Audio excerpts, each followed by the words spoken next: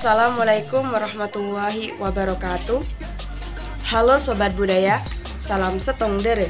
Bersama saya Fitri Aikasari di Jejak Folklore dengan tema yang menarik, yaitu ungkapan tradisional dalam tradisi carok masyarakat Madura sebagai kearifan lokal. Jalan-jalan ke toko bunga, setangkai bunga untuk sang mama. Ragam budaya kekayaan kita sudah sepatutnya harus dijaga.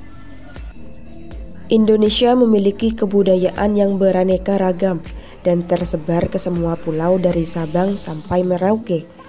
Salah satu bentuk kebudayaan yang telah dilahirkan adalah folklore yang menjadi bagian dari kebudayaan. Contohnya adalah ungkapan tradisional yang meliputi perumpamaan atau peribahasa yang termasuk sastra lisan. Secara spesifik, video kali ini akan mengkaji ungkapan tradisional pada masyarakat etnis Madura dalam tradisi carok.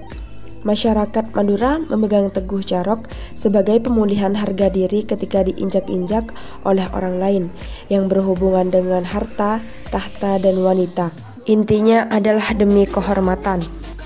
Benarkah orang Madura keras? Mari kita simak penjelasan kali ini. Masyarakat Madura memiliki 5 peribahasa yang berhubungan dengan stereotip kekerasan. Kelima peribahasa tersebut dipilih karena memiliki makna-makna yang mempresentasikan perspektif budaya Madura terhadap bentuk dan arti kekerasan itu sendiri. Jika diklasifikasikan, maka 5 ungkapan tradisional tersebut mewakili 3 kategori makna yang menjelaskan tentang ihwal kekerasan. Yang pertama, kekerasan fisik.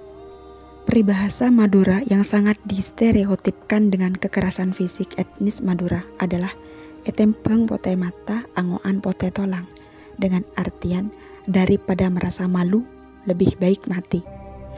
Secara konotatif, pote mata atau putih mata melambangkan rasa malu seseorang karena merasa harga dirinya telah direndahkan.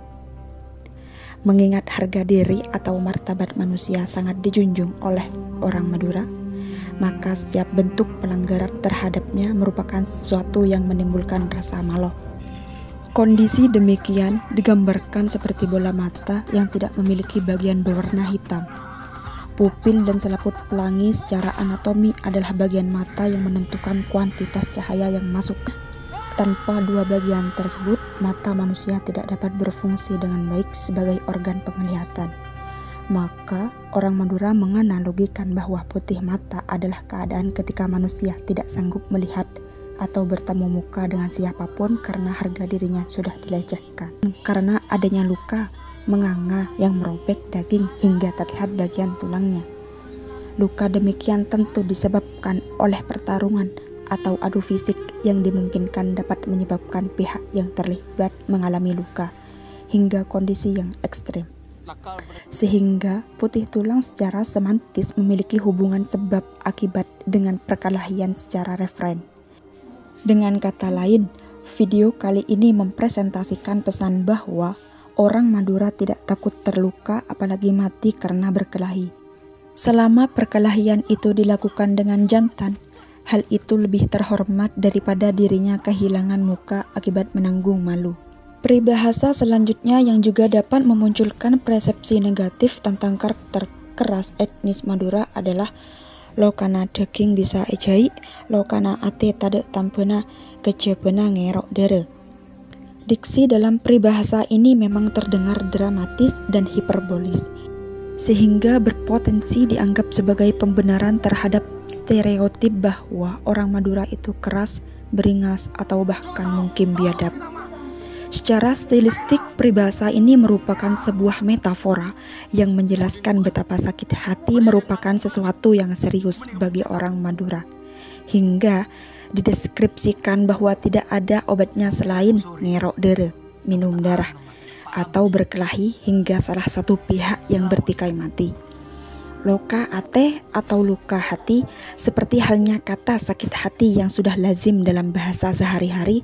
Frasa ngerok dere di sini merupakan metafora yang sangat kuat dan tidak dapat dimaknai secara literal bahwa obat sakit hati bagi orang Madura adalah dengan meminum darah. Tetapi detik minum darah adalah sarana yang mentransfer makna dari unsur tenornya, yaitu berkelahi atau pada derajat yang ekstrim hingga membunuh pihak yang telah merendahkan martabat diri seseorang. Frasa minum darah di sini hanyalah sebuah ungkapan hiperbolis yang menggambarkan betapa perasaan orang Madura sangat sensitif sehingga bila sangat terusik dan tersakiti, apapun akan dilakukan oleh orang Madura untuk membalas dendam. Dengan kata lain, peribahasa ini menitik beratkan pesan bahwa jangan main-main dengan perasaan. Yang kedua adalah kekerasan dalam berpendirian. Peribahasa selanjutnya yang akan dibahas memiliki perbedaan perspektif dalam memandang kekerasan. Peribahasa keras polana akeres bila dimaknai secara literal akan memberikan pembenaran tentang pembawaan orang Madura yang identik dengan senjata tajam. Padahal makna intensionalnya adalah sifat keras atau teguh bagi orang Madura diperlukan bila dia benar.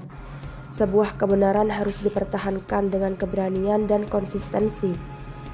Pembawaan keras dalam peribahasa ini tidak semata-mata mengacu pada sifat kekerasan, apalagi dengan menggunakan senjata tajam atau keris. Keris di sini harus dipahami sebagai representasi dari prinsip kebenaran. Keris yang secara fisik berupa besi berlekuk yang panjang dan lancip merupakan penggambaran sebuah kebenaran yang hakiki. Kebenaran yang mutlak dan tidak terbantahkan dicitrakan sekuat dan selancip keris. Kata keris juga tidak bermakna beringas, tetapi sikap tegas dan konsisten. Maka apapun yang dianggap benar, orang Madura akan kukuh dan teguh mempertahankannya. Peribahasa ini berpesan bahwa keteguhan orang Madura dalam memegang keyakinan dan pendirian harus kokoh seperti paku yang sudah tertancap pada kayu. Sekali tertancap, maka paku tersebut tidak akan goyah. Peribahasa yang terakhir adalah nasihat tentang kekerasan, yakni marah ola semenit.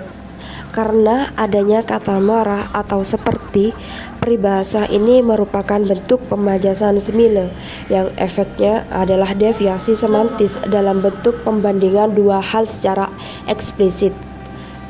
Ola semenit atau ulat bulu semenit dengan orang yang memiliki sifat pemarah dibandingkan dengan peribahasa sebelumnya yang mengandung pemajasan metaforis. Peribahasa ini lebih eksplisit untuk mengetahui bagaimana ciri seorang yang bertemperamen tinggi.